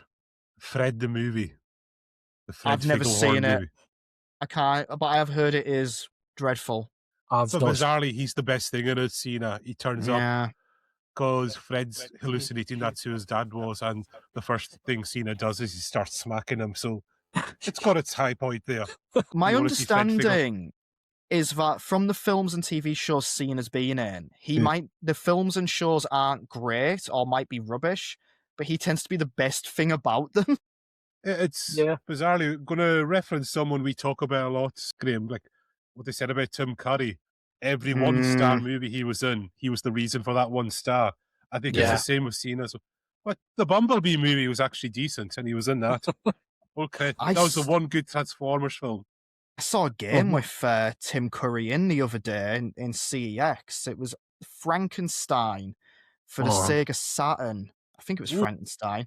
It was an FMV adventure game starring Tim Curry. Whoa, there you go, Graeme. We're just bubbling with excitement. How does it sit compared to Red Alert 3? It was certainly... It sounded more expensive because it was about £200. Okay. I've got a feeling that's an episode we could do about why did they think FMV was going to be a big thing? Because Laserdisc. I will happily hop on that because I will defend the X-Files game. I mean, the FMV acting sequences were glorious to watch, though. Some of them, they were just the level of act. That was so. Tim Curry just knew what he was doing when he did that. When he did Red Alert, we're on about Tim Curry and Red Alert. Like I say, our chat room quite often goes off to talk about Tim Curry and Red Alert. I have no issues talking about Tim Curry and Red Alert. Yes, that can we actually work in a reference into every show? Yes, we probably could. I think we can. And if not, then someone has clearly rained on our glories parade. And for that, we'll come at them with everything we have. Yes. So, I'm glad you mentioned X-Files there, James, because I think the next kind of standout thing for me was something a little bit weird with Cena, and that was the Firefly Funhouse match. Yes. Divisive, because there are Well- people out there who think it is one of the worst things to ever happen. Well, they're just wrong. It was brilliant. It was not a wrestling match. Nope. It was a character study that played so well into this enigmatic Bray Wyatt character. Yep. Really dug into Cena and threw us all for a loop. It was also an acknowledgement and, I could argue, a love letter to the fans who'd been there for his whole career. Yeah. Because it had callbacks to Ruthless Aggression. It had what if he joined the NWO. Yep. You know, it was just, I think the COVID times as well meant they had to be a bit more creative. And everything that I've read about the Firefly Funhouse match was that Vince didn't get it. No. And it was Bray Wyatt and Cena who created it, and Cena went right into writing the bits about him. He's always had that awareness and that willingness to lean into here's what the fans think. I think it's a difference between him and The Rock, really. Yeah. I'm not the one to slag off The Rock here or whatever, but I will. We'll do that in a minute. Yeah, no, absolutely. I think Cena has, like you said, that self-awareness, and he's got that humbleness to him. He's not afraid to make himself look a fool. He's not afraid to make himself look stupid if it's for a benefit or whatever, or go that extra mile, compared to someone like The Rock, who is a prat. Yeah, and speaking of The Rock, I hope he doesn't watch this. Well, we've got him and slagged off Tom Cruise recently, so we'll be doing okay. Yeah, we went kind of viral on Instagram for a few days because we slagged off Tom Cruise. So there you go. We got 250,000 views on one of our reels. So wow. Yeah. And then within a few days, I was just looking. Oh, the comments are fairly decent. It's quite respectable. Oh, they're questioning each other's sexuality now. Yep, it's turned into the internet again. It's the internet. Shut off the comment section. So, The Rock and his effect on the latter part of John Cena's career. A year ago, Cena announced that this 2025 was going to be his last year in wrestling. He was going to retire. You know, for the longest time, us fans have said we'd love to see a heel run. You know, let's make him interesting. Let's go back to where he was at. Let's do a heel run. Yeah. And then at Elimination Chamber this year, we thought we had it. Yeah. We had the... Carry on. One of the best turns I've ever seen in wrestling. Yep. Up there, Hogan turning heel. Yes. As a character. Obviously, in real life, he already was. Yeah. The double turn at WrestleMania, you know, with Bret and Austin. With Bret and Austin, 30. That Cena heel turn was masterful. Yep. And then it fell apart. Yeah, because The Rock decided he didn't want to go to work anymore or something. Yep. What I will say, obviously I've alluded to it, I'm wearing this t-shirt. We went to go see him in Glasgow. He was brilliant as a heel, coming out with his, you know, the dialogue and what he was saying to the fans, playing into it, bouncing off of the fans as a heel. Really, really good. And this was pre-WrestleMania, obviously, because it was a Raw I went to pre-WrestleMania. And you just felt, oh my God, they've got something here. They've done it. They could do something really good. You're going to have The Rock involved here. There's that other guy as well who I wish wasn't involved, but you know, whatever. I get it, celebrity involvement and all that. And then WrestleMania came. And yeah, and we fully expected The Rock to make an appearance. Yep. Have an influence on the ending. But instead, no, he didn't show up. Yeah. And Travis Scott did and took about 6 minutes to get to the ring. Yeah. It was ridiculous. Yeah. We knew Cena was going to win that match and go on to do whatever he was going to do. And I remember sitting there with Charlie, my girlfriend. We were watching it and we knew what was going to happen. And then we heard Travis Scott's music hit and we were like, oh, it's happening. This is going to be The Rock. And we just felt so flat afterwards. We were like, what was that? We were both just like, that was one of the worst. She's only recently got into wrestling in the last couple of years because of me and that, but she loves it. Yeah. I mean, she was like, that was dreadful. That was awful. Like, really bad. And it left that whole event on a total downer because it had been a pretty good event. Yeah. But for there to be absolutely nothing else from The Rock after, he demanded Cody's soul, didn't get it, so pulled the thread on Cena acting as his champion. All it needed was a little bit of follow-up.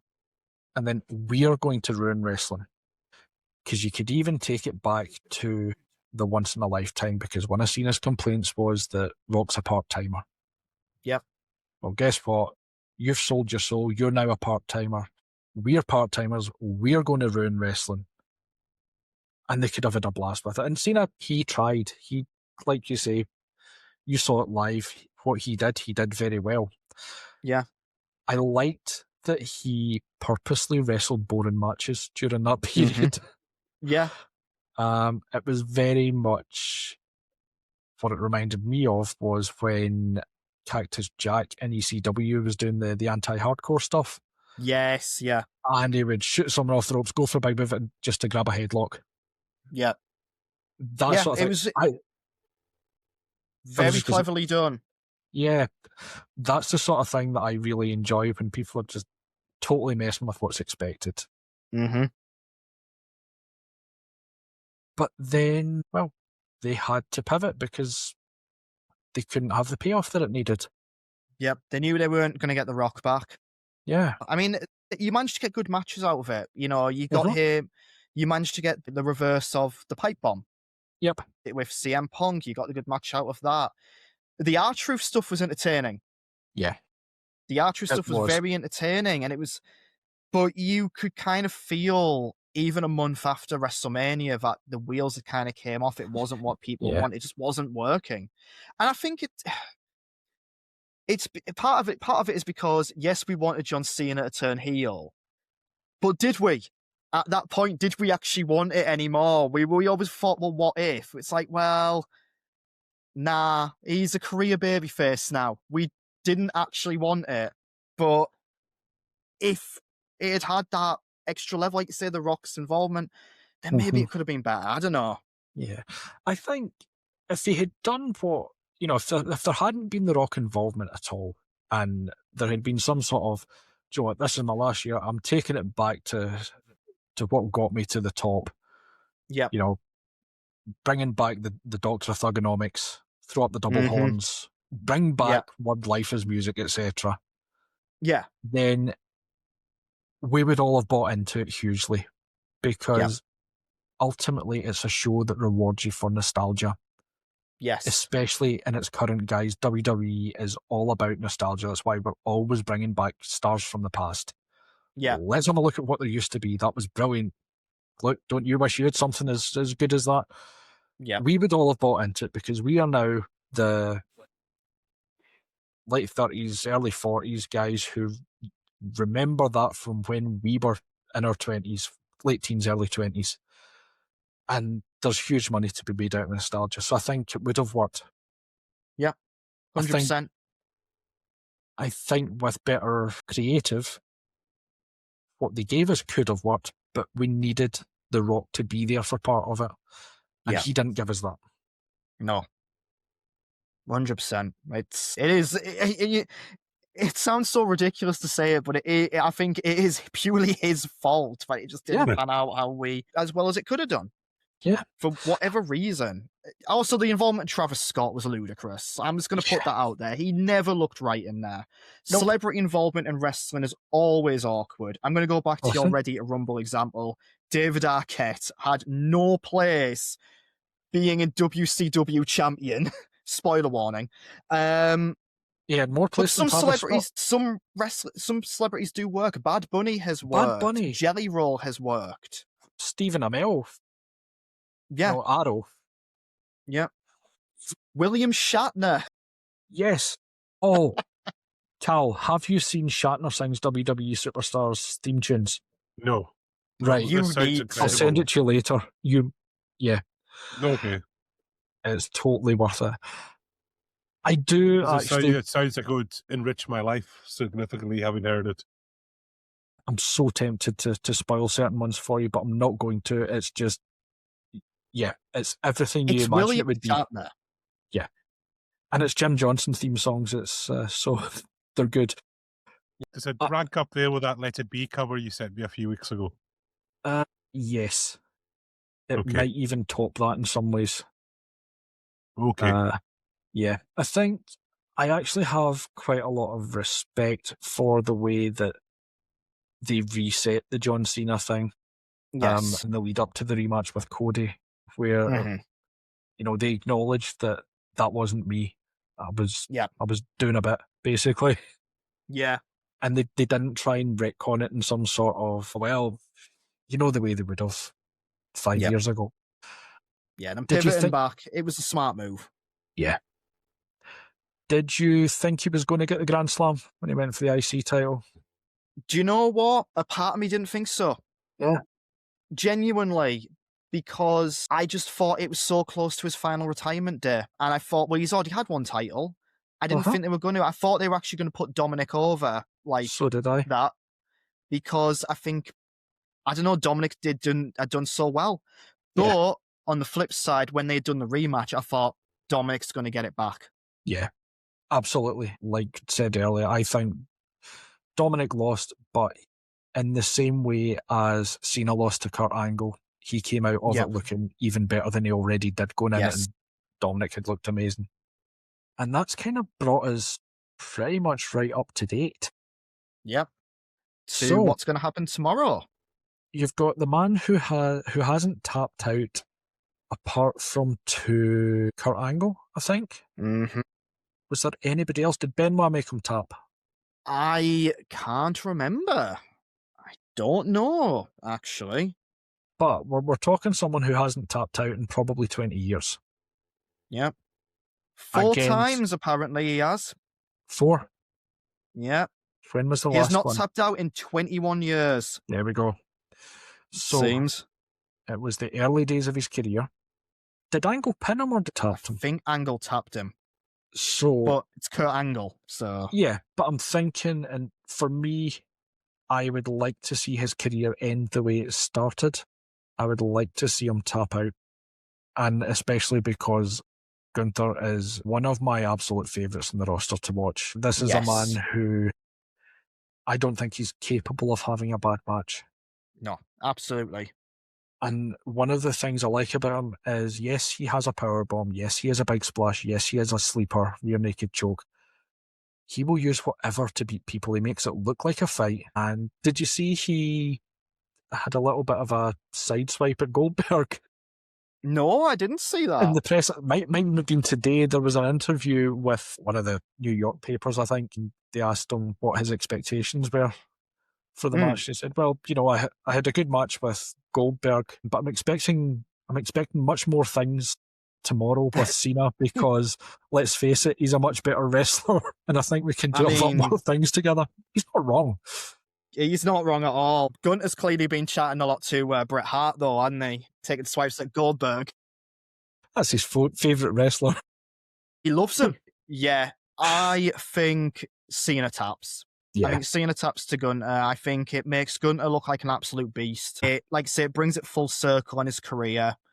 I think, it's the ultimate, I'm putting you over, I'm going out on my back, facing the lights. I think Cena's a traditionalist when it comes down to it. He sees the value in it. And at the end of this, Cena doesn't lose anything by tapping out. No one's going to, if Cena came back next year, no one's going to look at him and go, he's the guy who tapped out with Gunter. They're going to go, that's John Cena. He could beat anyone. The question I think we should probably end on is about his legacy. Mm-hmm. We've seen a lot on TV. They're outright calling John Cena the GOAT. Is he? Oh, we're fighting a battle here between what my heart says and what is an objective truth. If we're talking objectively, he is certainly up there. Yep. I don't think he reaches the... He doesn't quite reach the peak of Stone Cold Steve Austin for me, because Stone Cold is one of my all-time favorites. Yeah, You know, he is the Attitude Era leader we for are me. that age. And I think CM Punk is one of my favorites as well, and Undertaker. But if you're talking objectively for what he's done for the industry, for the bridges he has built for the industry, he's got a reach. People around the world know who John Cena is. Yep. He's a draw. People come to see John Cena. If you're talking his stats, he has wrestled a hell of a lot of matches. Obviously, it's scripted, but, we're going in. He's won. He's held titles. He's drew money while holding titles. He's shown flexibility of his character. He connects with the fans. Yeah. Objectively, he probably is. I don't think he's had the benefit of an era like Hulk Hogan or Austin has, but he had to carry WWE during some of its darker times, and I think he managed to keep it afloat better than the likes of a Bret Hart or Shawn Michaels were able to do. During a new generation, yeah. I think it's, in a lot of ways, it's hard to argue against him being the GOAT. We haven't even mentioned, and yes, okay, scripted. We haven't even mentioned that his last world title was his 17th, which takes him past the Flair number, which... that there you go. I mean, for Triple H to book that as well, for someone who is such a Flair traditionalist, that's saying something. He's had a longer run than Hogan did. He's the longer run than Austin did. He's a longer run at the top than Flair did, I think. Dusty, Sting. He's transcended the business. His charity work alone puts him in all-time top 10 humans, I think. Yeah. He's had a #1 rap album. He has had a #1 rap album, and it's not awful. No. Hulk Hogan never had a rap album. No, but he did have a song about him on Randy Savage's. Yeah, Macho Man had a rap album. Be a man, Hogan. I love the Macho Man Randy Savage, but what were you doing, lad? Come on. Yeah, it's hard to argue against it. Us fans in general who are on the internet talking about wrestling, we tend to put a lot of stock into things. We spoke about this a bit earlier, but we put a lot of stock into things like moves and work rate and, tangibles, really. Yeah. We dig into the art form. Yeah. But when it comes right down to it, it's those intangibles, the ability to connect with an audience. I think it was Jake's Hall of Fame speech where he said, what we do is fucking with people's emotions. And that part, and just generally being entertaining with whatever you're given. We know that WWE is aimed at families. It always has been. And for certainly 20 of the last 23 years, Cena has consistently been the white meat babyface, updated hero, the one that they want the kids to cheer, get behind, t-shirts in every colour, caps in every colour, wristbands, foam fingers, the total merch machine behind him. Yep. We're older, we're jaded and want anti-heroes. I mean, you said yourself, Steve Austin and CM Punk, are there any bigger anti-heroes in wrestling? Two of my absolute favourites. Yeah. But what gets you hooked as a little kid is that white meat, good guy babyface who stands up for what's right and drinks his milk, says his prayers, takes his vitamins, etc. He's never going to be in my top 10 of wrestlers I want to watch. No. But objectively, he probably is the best to do it consistently at that level. Yeah. Yeah. And regardless 100%. Of what happens tomorrow night, that's not going to change. Like you said, he could come back next year for thrice in a lifetime, and we would all be behind Cena. 100%. Yeah, we would. Which begs the question, does The Rock come back tomorrow night and interfere and make it thrice in a lifetime? No, Goldberg does. He doesn't. Goldberg gets his proper send-off on Saturday night's main event without being cut off to commercial. Goldberg comes out but gets clubbed by Bret Hart. And it ends with a STFU/sharpshooter combo somehow on Goldberg. Yeah. While Tyson Fury and Drew McIntyre sing Oasis songs. No. It's gone off the rails. Yep. And apparently it's been nearly 2 hours. I know. Yes, nearly 2 hours. I was wondering, are they going to beat the Stranger Things record that myself and Kieran set or not? I How mean, long to was be that? fair, it's a 22-year Yeah. career, Yeah. so... Yeah. Well, myself and Kieran's 2.5 hours we spoke about Stranger Things for.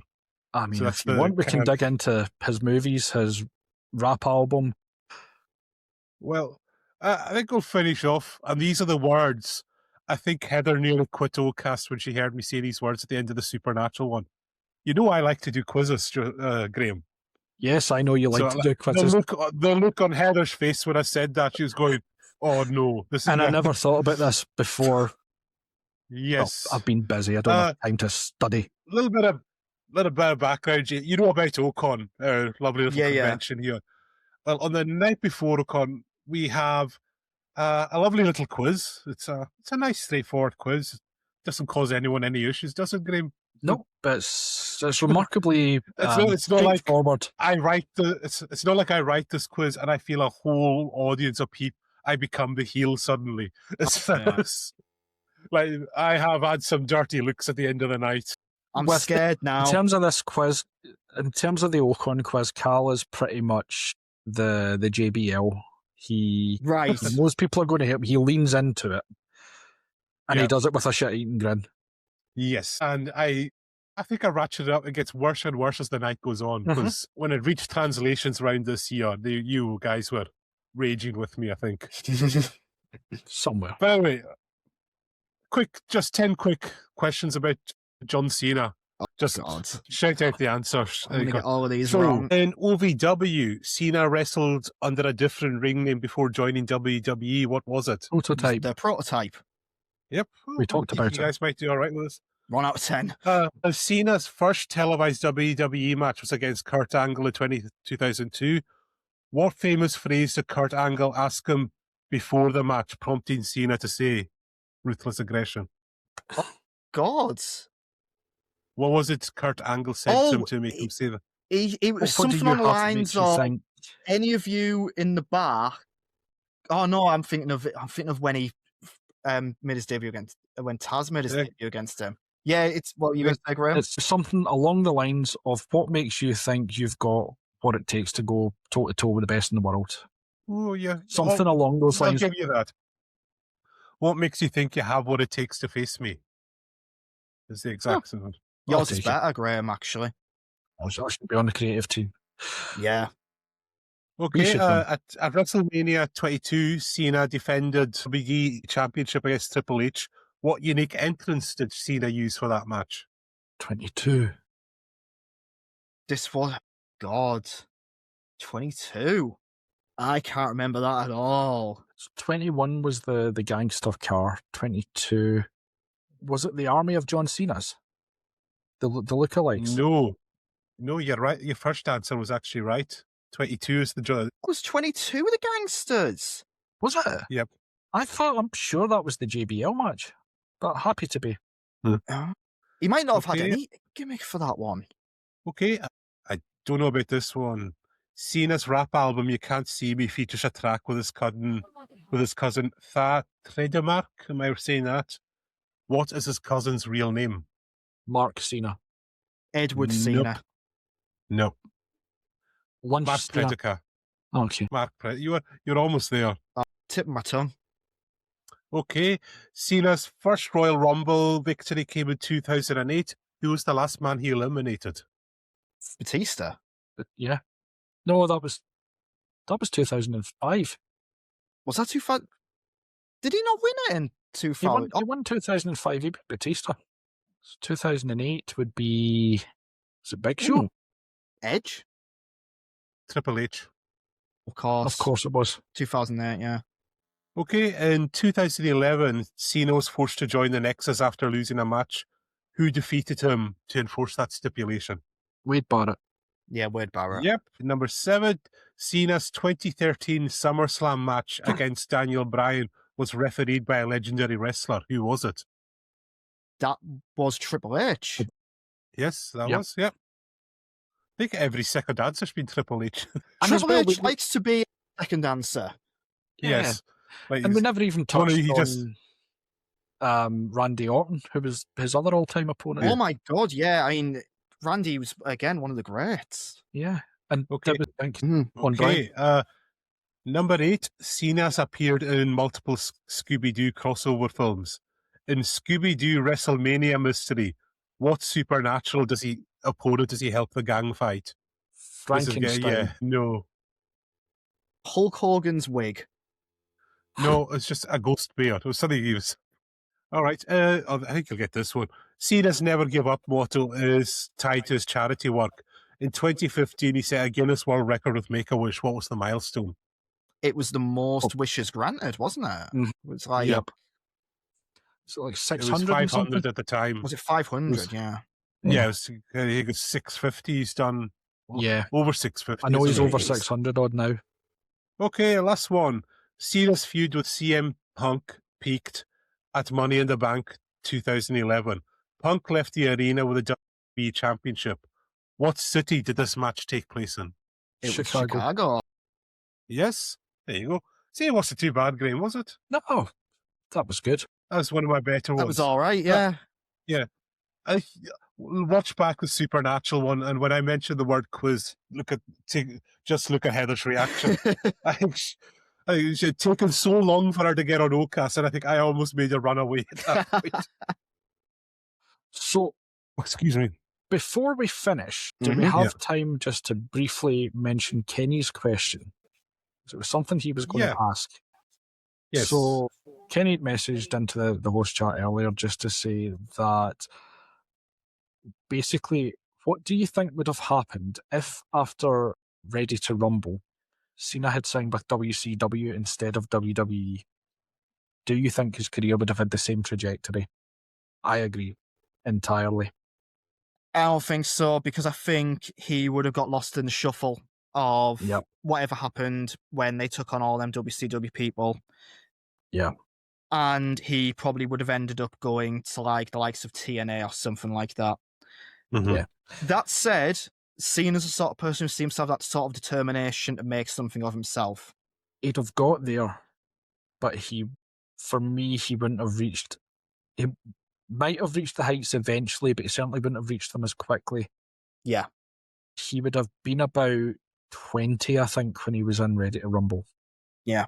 Mhm. Now, it's still a few years later before AJ Styles was in WCW, and he was there when they sold to WWE, and he was barely used despite being AJ Styles. I mean, within a couple of years, he was already the rising star of TNA. Yep. I think if he had been bought as part of the WCW deal, he would have went the same way as above average Mike Sanders or what's his name, Jindrak and O'Hare. He would have had some features, but they'd never have gotten behind him. And yeah, he would end up in TNA. He would have, and not the good period of TNA either. I think part of it as well is it was that trip to Ohio Valley Wrestling that helped season him. And he was there with Randy Orton, Batista, Brock Lesnar, and Jim Cornette helping to steer him. He wouldn't have had that seasoning. And despite how poorly they came across on WWE TV, guys like Doug Basham, Damager, what's his name? Played Eugene, Nick Dinsmore. Oh, yes. All of whom were really they would, I was of that age where I followed the dirt sheets and would spend hours downloading single matches off of Kazaa or LimeWire or something. So you'd read about these guys and RSPW and stuff and try and get in. They were very, very good wrestlers. But then they came in and they were additional support needs and a pair of submissives managed by a dominatrix. Yes. And not the best gimmicks to be given. No. Especially in the family-friendly era. Some of them may be borderline offensive, you could argue. However... Wrestling gonna wrestling. Yeah. And without Eugene, we wouldn't have had the Regal promo. Oh, yes. The Regal promo. I know which one you mean. That is amazing. Mm-hmm. But we'll keep that for a Regal special when he gets inducted to the Hall of Fame. That will be the longest episode you ever have, Cal. All right. I thought it would be like, sorry, we want to talk about awful things Hulk Hogan's done or something like that, or that could be All of quite a them. lengthy one, couldn't it? What? Everything. Just Not enough everything he's everything. ever done. Not enough time. Yeah. Yeah. Or we could just do a show about Vince, and we could. We could be there for all weekend, would we, going on about Vince, would we? Behind the Bastards did it well. Yeah, we do. We can't repeat a classic like Yeah. that. And the Lapsed Fan did the other big distasteful subject over 3 episodes, which we couldn't touch what they did. It was difficult to listen to, but also handled perfectly. Yeah. And with that, there was one last trivia question, but it's just for James. Can we ask this of all our guests? Would you ever consider coming up to Ocon? Have you ever got the chance? Absolutely. Yeah. Oh, yeah, It'd be we're more fantastic than welcome to you. experience somewhere a bit different as well. Yeah, Yeah. it's a nice wee community convention. Mm. You probably heard Rob go on about it plenty in the chat Mhm. about the time he had. Well, it was great having him. Yeah. But thanks for coming along, James. I'm sure we're going to see you again. Yeah, thank you very much for Think you'd having me. I think you'd like to come back on and talk about wrestling for hours, would you? Do you know what? Wrestling and retro games are my main thing. So if you have a Ooh. retro gaming special. Well, we did a few Yes, weeks but you ago could when we tell us had about it. I think we had Howard Scott Warshaw on, but you weren't available that night. I did ask, and you were like, "Oh, man," I think you said you would have given it. But I can tell you is very soon we're giving away this in a prize draw. Interesting. Yeah. Signed by the Nice. man himself. So keep your eyes peeled. There's going to be an announcement soon about how you can win that. I'll absolutely keep an eye out for that. There you go. All right, and thank you, Graeme, for coming along as well. And to everyone, if you've enjoyed that, just like, listen, subscribe, leave us a review, helps us get up in the algorithm. And with that, that's our last recorded show of the year. It's not going to be the last one that goes out this year, but it's been a good year, Graeme. I think we've done quite well this year with the podcast. It certainly seems to have. I'm only recently joined, but it's been a pleasure to listen to earlier in the year, and then getting involved has been amazing. And you kind of just got roped in the same way I think everyone does. Yeah. You say, yeah, I might do it, and then you're just so like, get on now. You're like, what? And you just get in the deep end. That's what we do to everyone. You like this thing? Come and talk about it. Okay. That's basically my audition process for this. But again, thanks everyone for tuning in, and we'll be back. So I think the next Hebridean Hammerlock is scheduled for Rumble weekend. So yeah, James, will you be up for that? I will make sure I clear my schedule. We're going to do a preview episode on the Friday and then a follow-up one on the Sunday or Monday night, depending on the schedules. So you can talk about what's going on and all that. Mm-hmm. I'll throw it out there. If anyone's awake enough, we can do a live watch-along. It might just need to go out with a higher parental rating on it because, it's in Saudi this year. Next year, I'm pretty sure. Yeah. It won't be as late, but might need extra. I think it's on 5 or 6 o'clock in the evening or something. Yeah. So doing a watch along might not actually be so unfeasible this time. But yeah. Anyway, thank you for coming on, James. Absolute pleasure, and enjoy. Thank you very much for having me. Oh, no problem. It's been our pleasure. And with that, good night, everyone, and happy Christmas and New Year when it comes.